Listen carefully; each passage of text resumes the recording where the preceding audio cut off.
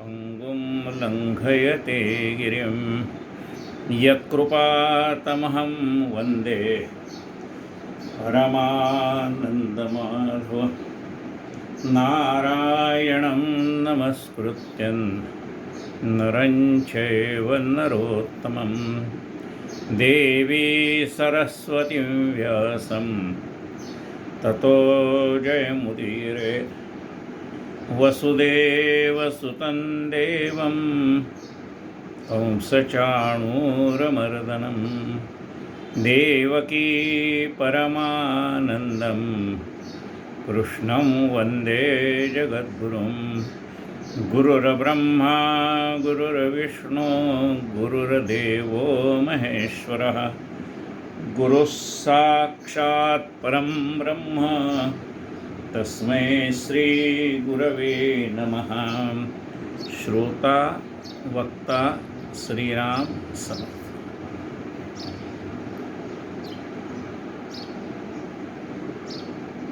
श्रोत्याच्याही रूपाने तो परमात्माच आहे आणि वक्त्याच्याही रूपाने तोच आहे, म्हणजे दोन्हीकडे तोच नटलेला आहे. जसं एक मनुष्य घरामध्ये बसून एकटाच गाणं गात होता. त्याचा मित्र आला, गाणं संपलं नाही. त्या मित्राला विचारलं, कारण बाबा इथं तर एकही श्रोता नाही, तुझं गाणं कोण ऐकतंय? तो म्हणाला, गाणं म्हणणार आहे मीच आणि ऐकणार आहे मीच. तसा हा परमात्माच दोन्ही रूपाने नटलेला. कौरवात मी पांडवात मी अनुरेणुत भरलो. परमेश्वर म्हणतो मी सर्वत्र भरलेला आहे. सज्जनामध्ये मीच आहे, दुर्जनामध्ये मीच आहे. आणि असा हा सर्वत्र भरलेला परमात्मा आपल्याला दिसावा अशी आपली इच्छा आहे. आपल्याला देव दिसतो पंढरपूरला, आणि मग तिथे गेला, आपल्याला जर तिथे जाता नाही आलं तर आपल्याला वाईट वाटतं. आपल्याला देव दिसतो शेगावला, तिथे नाही जाता आलं तर आपल्याला वाईट वाटतं. आपल्याला अंबाबाई दिसते कोल्हापूरला, तुळजापूरला, सप्तशृंगीला म्हणा, माहूरला म्हणा. आम्हाला शंकर दिसतात त्या 12 ज्योतिर्लिंगामध्ये.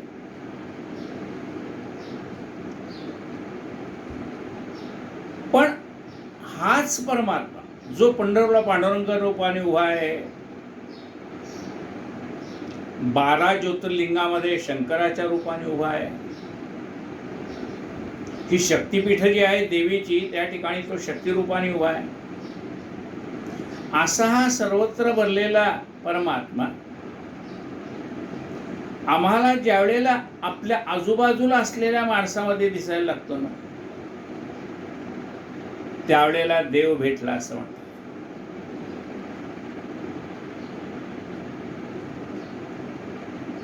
माऊलींवरती निवृत्तीनाथांची कृपा झाली आणि मग त्यांचा अनुभव विचारला एकाने. ती म्हणाली, गुरुकृपा होण्याच्या आधी आणि आता काय वाटतंय तुम्हाला?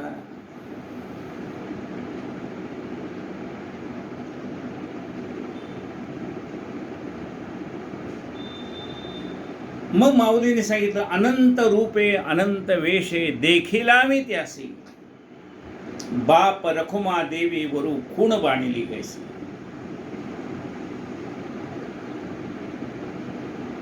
देखिला देखिला देवाचा मी देव, फिटला संदेहो निमाले तुझे पण. तुम्या देखिला रावळी, पाहता पाहता मनान पुरे धणी. जो मी प्रत्यक्ष पंढरपूरला गेल्यानंतर विटेवरती मला त्या अनंत कोटी ब्रह्मांड नायकाचं दर्शन झालं. तोच परमात्मा मला ज्या वेळेला अनंत रूपाने ह्या विश्वामध्ये नटलेला आहे तो पाहिला की मग खात्री पटली की तोच सर्वामध्ये जळी स्थळी काष्टी पाषाणी एक भरला कोदंड पाणी. जळी स्थळी काष्टी पाषाणी असा भरलेला हा परमात्मा मला दिसायला लागला. आता ही गुरुकृपा होण्याच्या आधीची आणि गुरुकृपा झाल्यानंतरचं काय फरक आहे तो सांगितलं. काय होतं की माणसाची जी संकुचित दृष्टी आहे ती गुरु त्याची दृष्टी विशाल करतो.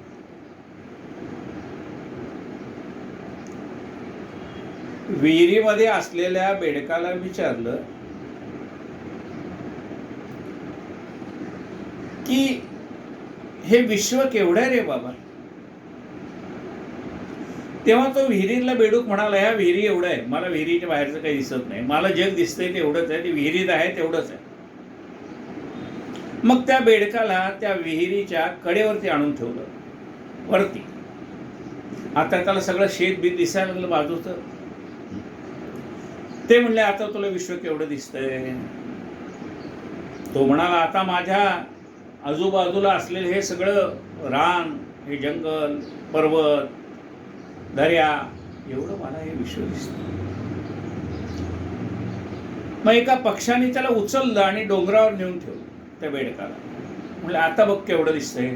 हे का म्हणलं, एवढं मोठं विश्व असेल हे मी कधी पाहिलंच नाही. म्हणजे जशी जशी त्याची दृष्टी व्यापक होत जाईल तस तसा तो परमात्मा त्याला दिसत जाईल. गुरुकृपेचं आपण गजानन विजय ग्रंथाचा संदर्भ घेतोय.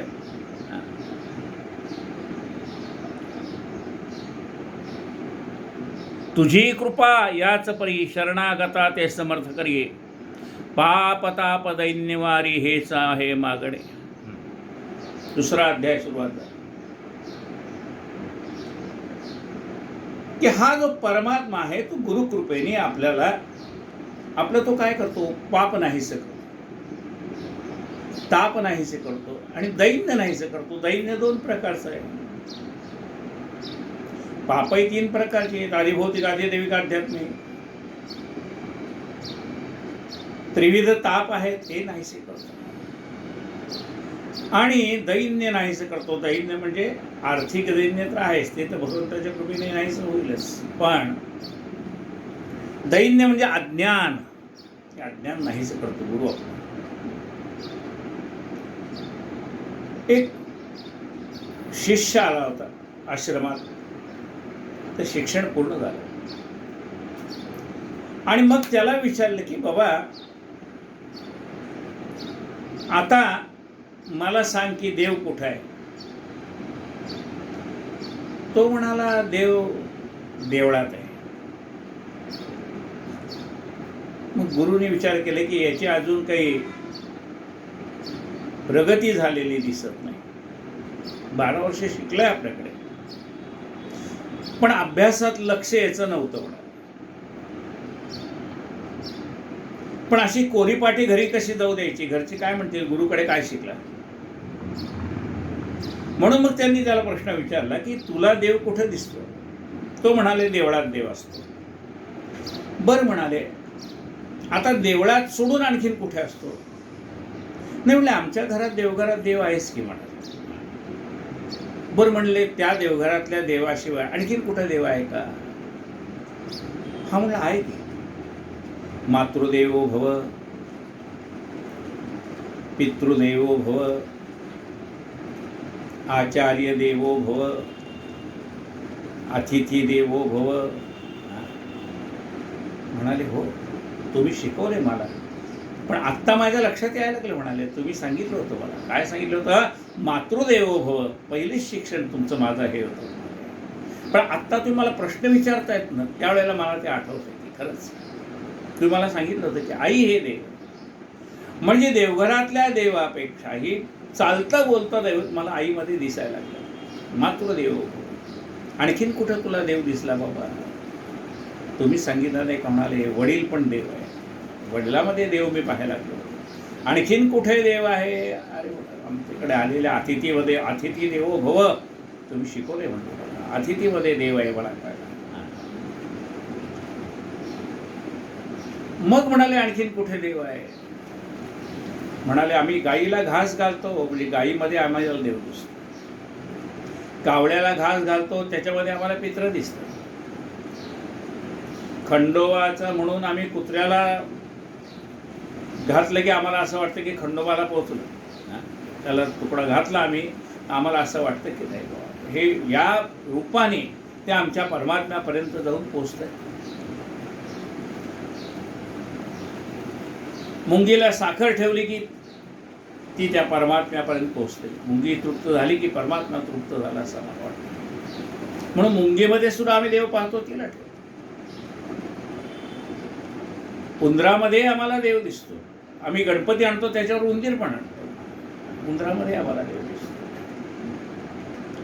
आम्हाला झाडामध्ये पण देव दिसतो, पिंपळाच्या झाडामध्ये देव दिसतो, वडाच्या झाडामध्ये देव दिसतो, औदुंबराच्या झाडामध्ये देव दिसतो. मग म्हणाले हा देव जसा तुला दिसायला लागलाय ना तसा जाणाऱ्या येणाऱ्या माणसामध्ये, गरिबामध्ये, सगळ्यामध्ये, गरीब असो श्रीमंत असो त्याच्यामध्ये देव आहे का? अरे त्याच्यामध्ये सुद्धा देवच आहे.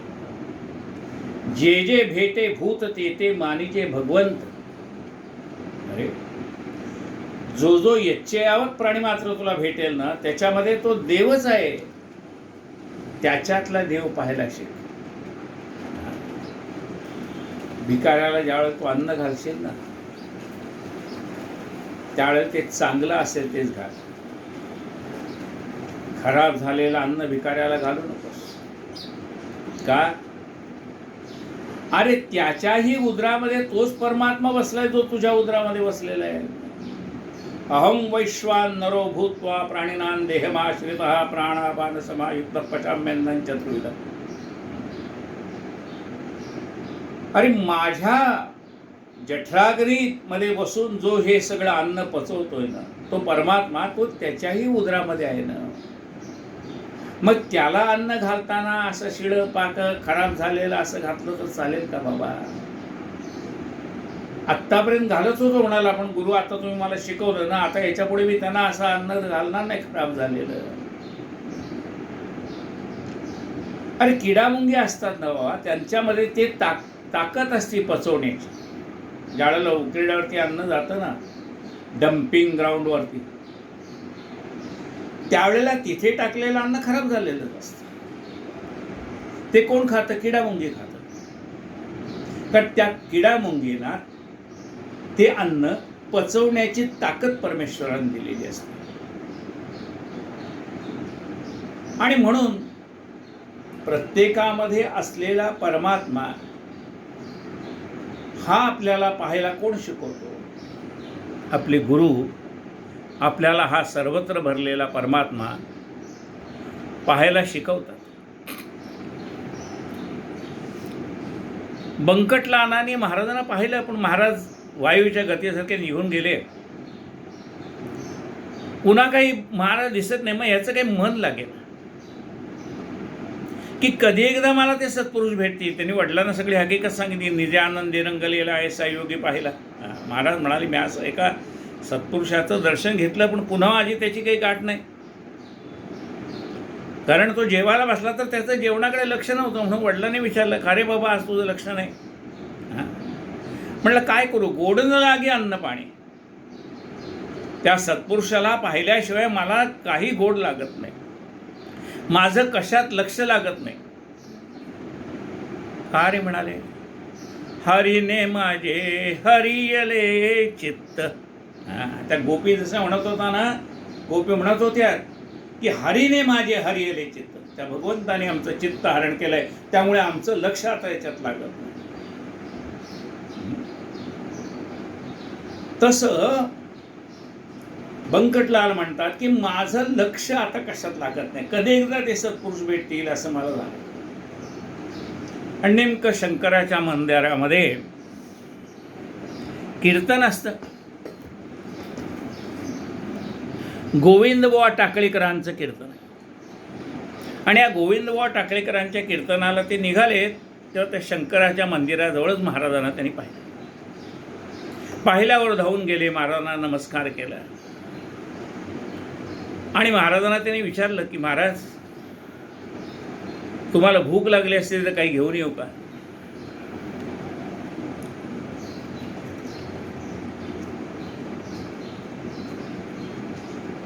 दोघे कीर्तना चालले, तो अवचित समर्थ पाहिले, मागल्या बाजूस बसलेले फरसावरी तेजवा.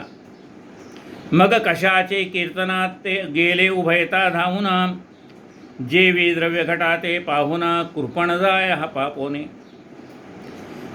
वा चातकाचे चातकाते स्वाती घन, वा मोरासे मेघदर्शन, किंवा तो रोहिणी रमण चकोर पाहता आनंदे. तैसे उभयतासी झाले, दूर उभे राहिले, विनयाने बोलू लागले, काही आणू का खावया. महाराज बोलले त्यावरी, तुला गरज असेल जरी आण झुणका भाकरी, माळणीच्या सदनातून जापले. तुला जर असं वाटत असेल की मला काहीतरी खायला द्यावं, माळणीकडे जा आणि तिला सांग चूड आणि भाकर मला दे. माळणीच्या घरीच जातात, ती प्रेमाने त्यांना चूण भाकरी देते, आणतात, महाराजांना देतात. आता महाराजांनी पहिल्या दिवशी सांगितलेलं आहे, काय सांगितलेलं आहे की अन्न बक्षले देहाने म्हणून त्या पाहिजे पाणी, हा व्यवहार चतुराने अवश्य पाहिजे जाणता. त्याप्रमाणे त्यांनी विचार केला की आता आपण झुणका भाकर दिली, पण आता विचारायचं नाही पाणी पाहिजे का. म्हणून त्यांनी तो तिथे तुंबा होता तो घेतला आणि पाणी आणायला निघाले.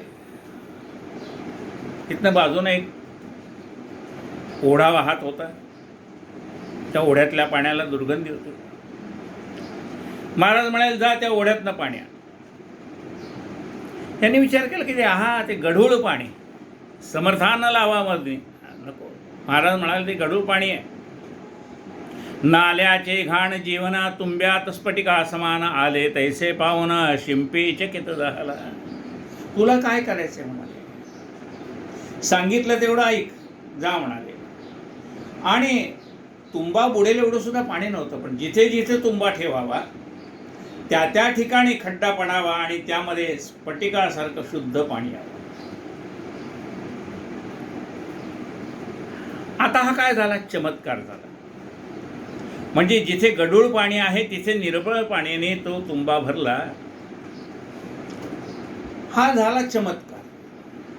आणि आणलं त्याने, संतांचा अधिकार त्याला कळला. आता हा चमत्कार महाराजांनी केला का, संत चमत्कार करतात का, हा प्रश्न. रामदास स्वामींनी त्याचं उत्तर दासबोधामध्ये देऊन ठेवलं. रामदास स्वामी म्हणतात की संत चमत्कार न करती, संत चमत्कार करत नाहीत. परी ते होती, संत स्वतः चमत्कार करत नाहीत, पण तरी चमत्कार घडतात. परी ते होती का, ते सन्मार्गे चालते म्हणून, ते सन्मार्गाने जात असतात. आणि म्हणून भगवंत त्यांच्यासाठी अनेक चमत्कार घडवतो, देव घडवतो. कुणासाठी, आपल्या लेकराचं महत्त्व वाढावं म्हणून. संतांचं महत्त्व वाढावं म्हणून चमत्कार कोण करतो, परमेश्वर करतो. संतांना कुठं नावलौकिक मिळवायला जायचं आहे आणि कुठं काय मोठेपणा मिळवायला जायचं आहे. संतांना स्वतःला काही मिळवायचं नाही की आपलं नाव पेपरमध्ये छापून आलं पाहिजे, का आपला मोठा फोटो आला पाहिजे, का आपल्याला. संतांना काय करायचं आहे, लौकिकाच्या मागे संत लागत नाहीत. तुकाराम महाराजांचं प्रमाण आहे, लौकिका पुरती नव्हे माझी सेवा, जन्मोजन्मी केशवा दास तुझा. संतांना काही करायचं नाही, संतांना नावलौकिक मिळवायचं नाही, मोठेपणा मिळवायचं नाही, शिष्यमंडळी जमा करायची नाही, त्यांना कशाचंच काही पडलेलं नाही. निजानंदी रंगलेला ऐसा योगी पाहिला. निजानंदामध्ये निमग्न झालेल्या माणसाला कशाचं महत्व आहे, पण देवाला त्यांचं महत्व जगाला पटवून द्यायचं असतं. आणि म्हणून परमात्म्याने असा चमत्कार केला की त्या ठिकाणी त्यांना स्फटिकासारखं शुद्ध पाणी मिळालं. आणि अधिकार कोणाचा कळला, हा गजानन महाराजांचा अधिकार त्यांना कळला. तो म्हणे ही ऐसी स्थिती की आज झाली निश्चिती की योगेश्वराची सातशक्ती संशय येथे धरणे नको. तुंबा आणून ठेवला योगेश्वराचे सान्निध्याला त्याचा समर्थ स्वीकार केला झुणका भाकर सेविल्यावर. बंकटलाला से सुपारी मागते झाले साक्षात्कारी अरे माळिनीच्या भाकरीवरी माझी सेवा करतोस का. काढ सुपारी खिशातून फोडून दे मज कारण हे ऐकता समाधान बंकटलाला असं झाले भाऊ. सुपारीच्या बरोबरी 2 पैसे हातावरी ठेवता झाला व्याघ्रांबरी दुदंडी तांब्याचे. आणि महाराजांनी त्याला सांगितले की बंकटलाला, अरे बंकटलाला, माळणीच्या घरच्या आणलेल्या चूण भाकरीवरती माझी सेवा करतोस का. तुझ्या जवळचं तर काही दे ना मला.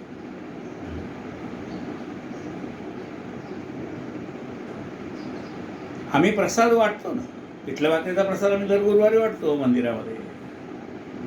पण कोणी लोकांनी आणून दिलेला किंवा मंदिरात तयार केलेला आमच्या खिशातलं काय जातं. लोकांनी आणून दिलेला आम्ही वाटतो. पण ज्या दिवशी आम्ही आमच्या घरची पिठलं भाकरी घेऊन जाऊ तो खरा देवाला नैवेद्य. महाराज सांगितलं अरे माळणीने दिलेल्या पिठलं भाकरीवरती तू माझी सेवा करतोस. तुझ्या जवळचं दे मला काही. तुझ्या खिशात सुपारी जाय की नाही, ती सुपारी काढ आणि सुपारी मला दे. आता बघा बंकटलालाच्या खिशात सुपारी, ती कोणाला, संतांना माहिती. मुंगीच्या मनात काय चाललंय तेही संतांना माहिती असतं. साईबाबांच्या शरीरातले एक उदाहरण आहे. भिंतीवरती एक पाल चुकचुक चुकचुक करत होती, आनंदाने आवाज करत होती. लोकांना वाटले एवढी पाल काय एवढी आनंदात आहे, काय तिला आनंद झाला असेल. महाराजांनी नाव तिची ती बहीण येते तिला भेटायला, त्याचा आनंद झाला. महाराजांकडे एक भक्त आला, त्याने आपली वळकटी सोडली. पूर्वीच्याकडे वळकटी होती, ती वळकटी सोडली म्हणजे अंथरूण पांघरूण ते दोरीने बांधलेलं असायचं, ते सोडलं.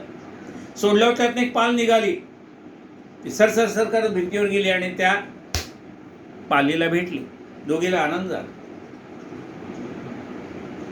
आपली बहीण आपल्याला भेटायला येते हे त्या पालीला कळलं, त्यामुळे तिला आनंद झाला आहे. त्या गाठोड्यात पाल आहे, त्या पालीला तिच्या वासाने म्हणा कशाने कळलं असेल. पण पालीला काय कळलंय हे कुणाला कळलं, साईबाबांना. म्हणजे प्रत्येकाच्या अंतःकरणात काय, आता महाराजांच्या पोथीत उल्लेख येईलच पुढे. नवस केलाय चिलीम देण्याचं, मनातल्या मनात ठेवला. अरे म्हणले काढ ती चिलीम, नवस करताना लाज वाटली नाही का. म्हणजे आपण मनामध्ये केलेला संकल्प सुद्धा परमात्म्याला कळतो, मनामध्ये चाललेले विचारही कळतात. साईबाबांच्या चरित्रात एक उदाहरण, आता जसं सांगितलं ना तुझ्या खिशातले सुपारी काढ म्हणून, तसा एक मनुष्य जातो साईबाबांकडे आणि साईबाबांना म्हणतो की बाबा महाराज मला ब्रह्म दाखवा. मग बाबा काय, त्यावेळेला बाबा भक्तांकडनं पैसे मागून घेतले ते. कशासाठी, काय वडापाव खायला जाणत नाही. भक्तांकडून जमा झालेल्या पैशातनं भंडारा करायचे, भक्तांनाच वाटायचे, स्वतःसाठी काय होतं त्यांना. देरे म्हणले, त्यांनी काय सांगितलं त्या भक्ताला जो ब्रह्मज्ञान घ्यायला आला होता त्याच्या देखत हा संवाद चाललाय. आपल्या एका भक्ताला सांगितलं जा रे बाबा त्याच्याकडनं 5 रुपये मागून आण. तो गेला, परत आला, म्हणले बाबा त्यांच्या घराला कुलूप आहे. दुसरीकडे, तिसरीकडे, 4 ठिकाणी पाठवलं. 4ही ठिकाणी गेलेला मनुष्य हातातला परत आला. एके ठिकाणी म्हणाले दुकानाला कुलूप आहे, दुसऱ्या ठिकाणी म्हणाले ते मालक बाहेर गेलेत म्हणून सांगितले, तिसऱ्या ठिकाणी म्हणाले काहीतरी कामात आहे, चौथ्या ठिकाणी आणखीन काय. याच्यामध्ये जवळजवळ अर्धा तास निघून गेला. आता ह्याला घाई ब्रह्मज्ञानाची, तो महाराज मला ब्रह्मज्ञान कधी देणार. मग महाराज म्हणाले अरे तुझ्या खिशात पैशाची पुरचुंडी आहे, तुला म्हणता आलं असं की नाही, हे घ्या बाबा 5 रुपये. हा. तुला त्या 5 रुपयाचा मोह सुटत नाही आणि ब्रह्मज्ञान पाहिजे, कसं मिळणार? म्हणजे संतांना सगळ्यांची मनस्थिती माहिती असते. बाहेर एक आत एक काय चाललंय ते संत ओळखून घेतात. सांगितलं, अरे सुपारी दे, काढ सुपारी खिशातून फोडून दे मज कारण. ते ऐकता समाधान बंकटलाला असं झाले भाऊ. बंकटलाला आनंद वाटला की महाराजांनी आपल्याला मागितले काहीतरी आणि आपण काहीतरी महाराजांना देऊ. मग नुसती कशी सुपारी द्यायची, म्हणून त्याच्यावर त्यांनी एक नाणं दिलं. त्या काळामध्ये चालणारं नाणं, दुदंडी नाणं होतं, ते दिलं त्याच्यावर. आता ते नाणं पाहिल्याबरोबर महाराजांनी त्याला सांगितलं. काय सांगितलं पहा. पैशा प्रदी पाहून महाराज बोलले हसून, काय व्यापारी समजून मजला तू हे अर्पे. हे नाणे तुमचे व्यवहारी, मला न त्याची जरुरी. भावभक्ती नाण्यावरी संतुष्ट मी राहत असे. अरे बंकटलाला, तू काही मला व्यवहारी संत समजतो का? लक्षात घ्या, 2 प्रकारचे संत आहेत. एक आहे की ज्यांना प्रत्यक्ष परमात्मा भेटला ते एक संत आहेत. ते कोणाकडेच काही मागत नाही. आणि दुसरे आहेत ते त्यांचं लक्ष भक्ताच्या खिशात असलेल्या पैशावर असतं. आता आपण नेहमी पेपरमध्ये वाचतो, टीव्हीवर पाहतो सगळं. महाराज त्याला सांगतात, अरे मी काय व्यवहारी संत आहे का? तू मला पैसे देऊन विकत घेतोस का काय? अरे तुझा भाव शुद्ध होता म्हणून मी तुला भेटलो. संत उगीच भेटत नाही. भाव भक्ती नाण्यावरी संतुष्ट मी राहत असे. ते तुझ्याजवळ होते म्हणून भेटलो पुन्हा तू ते. याचा विचार चित्तात एक करी म्हणजे कळेल की. अरे तुझा भाव शुद्ध होता, तुला तळमळ लागली होती की मी कधी एकदा मी भेटेन म्हणून. कै भेट सीमा मजला सुभद्रा. आम्हाला अशी परमात्मा भेटावी अशी तळमळ लागली का? संत भेटावेत अशी तळमळ लागली का? अहो, भूक लागल्याशिवाय जेवणात काय अर्थ नाही. तळमळ लागावी लागते. आणि आपल्या अंतःकरणाली तळमळ जाणणारा तो समर्थ आहे. संत समर्थ आहेत. आपल्या अंतःकरणामध्ये तळमळ लागली की कधी एकदा मला देव भेटेल त्याची खात्री आहे. अहो, साधं व्यवहारातलं उदाहरण घ्या. आपला फार मोठा परमार्थातला किचकट अर्थ आणि काय त्याच्यात ते सगळं डोक्यावरनं जातो परमार्थ. तसला परमार्थ आपल्याला नाही करायचा. आपला परमार्थ साधा आणि सुलभ. साधी व्यवहारातली गोष्ट आहे ना. आई लहान मुलाला खेळणं देते आणि आपल्या कामाला निघून जाते. ते खेळणं घेऊन ते मूल खेळत राहतं, आई आपलं काम करत राहते. त्या खेळण्याचा कंटाळा आला की ते लहान मूल रडायला लागतं. आई येते, दुसरं खेळणं काढून देते. पुन्हा ते खेळण्यात त्याचा जीव रमतो. पुन्हा कंटाळा आला की ते खेळणं टाकून देतो. आई पुन्हा रडायला लागतो. आई पुन्हा येते, दुसरं खेळणं देते. असं त्याला खेळण्यावर खेळणी देत जाते. ते नवीन आणलेल्या खेळण्याशी पुन्हा खेळत राहतं थोडा वेळ. आणि मग काय करतं ते, त्याला त्या सगळ्या खेळण्यात काही आनंद वाटत नाही. त्याला आता तळमळ लागली कशाची? आईची. आई मला कधी घेईल जवळ. मग ते लहान मुलं येतं, आई काम करत असते स्वयंपाकघरात. ते लहान मूल तिथे येतं, रडायला लागतं, आईच्या पायाला मिठी मारतं.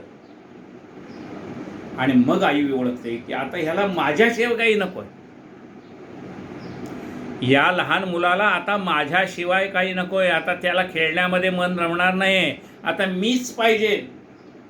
आणि मग आई कितीही कामात असली तरी त्या मुलाला कडेवर घेऊन काम करते.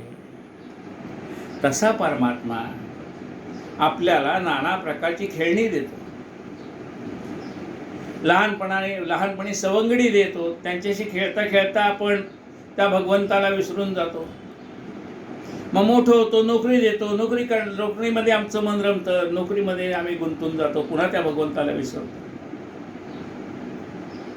पुन्हा मग त्याला बायको देतो, तिच्याशी प्रपंच करता करता तो भगवंताला विसरून जातो. मग पुन्हा मुलं बाळा देतो, त्या मुलाबाळांच्या मध्ये गुंतून पडतो, पुन्हा भगवंताला विसरून जातो. असं करता करता देव म्हणतो हा खेळण्यात रमलाय ना, रमू दे. त्याला जेव्हा माझी आठवण येईल त्यावेळेला बघू. आणि मग ह्या सगळ्या खेळण्याचा त्याला कंटाळा येऊन जातो, ह्या प्रपंचाचा कंटाळा येऊन जातो, त्यातलं वैयर्थ कळतं.